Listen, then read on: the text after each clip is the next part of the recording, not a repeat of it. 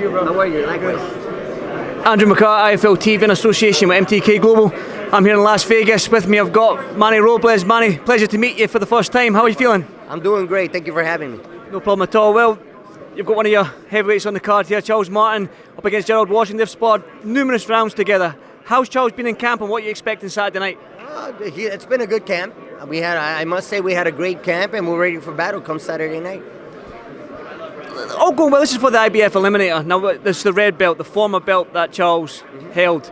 I mean, all going well. It could be a possibility it becomes mandatory for the rematch with Anthony Joshua. You've faced Anthony Joshua twice before in the past. Third time's the charm, as they say. You've won one, you've lost one. You want to break that duck? Hey, I gotta tell you, man. I'm one of AJ's biggest fans.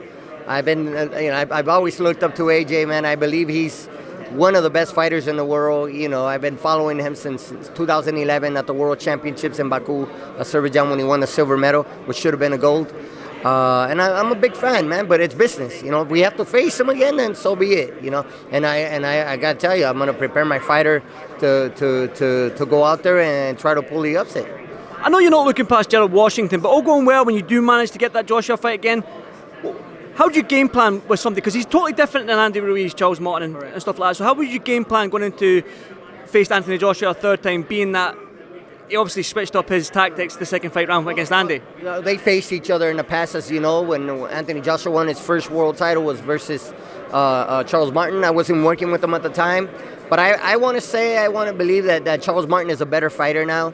He's a more complete fighter now, not only physically but mentally as well. He's in another place. So obviously if we were to get the opportunity versus Anthony Joshua, you would definitely see a more mature fighter. Up on stage at the press conference, Charles Martin said that he's going to knock Gerald Washington out in the fourth round. Is that the game plan? Is that what you've been planning going? No, I mean, you know, fighters say what they want to say, but at the end of the day, they got to go up in the ring and perform. We've been prepared to go the distance if we have to.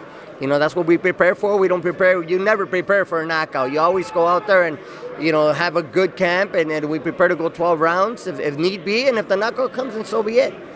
I've got to ask, obviously, Andy Ruiz, he's decided to go a separate direction from yourself. What was your initial reaction when he gave you that phone call to say to you after the Joshua fight that he was about to go somewhere else? I never got a phone call from Andy Ruiz to begin with. He never talked to me. It was the father that approached me, the father that called me and came to the gym to talk to me about the separation. But I haven't heard from Andy since the fight in Saudi Arabia. Were you disappointed in Andy's approach to that fight? I mean, people are saying that he didn't train hard and stuff like that, and he never took it serious. As a coach, were you disappointed, obviously, with that?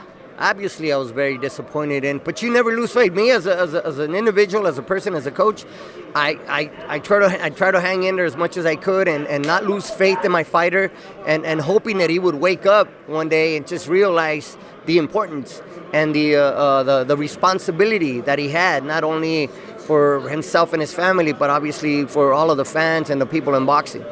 Why do you think Andy didn't take it serious? Do you think that he thought after the first fight, he's like, I've got Joshua's number. It's easy for me. I've dropped him 4 times. That's not it at all. Got to understand, man. He's a ghetto boy. He's a ghetto kid that never had anything in life.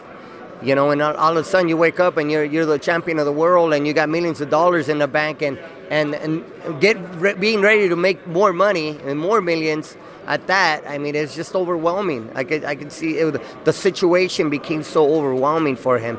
He made a lot of new friends. And, you know, that weren't around when you know, he had nothing. And unfortunately, you know, people change with money, you know, money and fame. And money changes some people. You know, I can't say all, but it definitely does. And it changed him.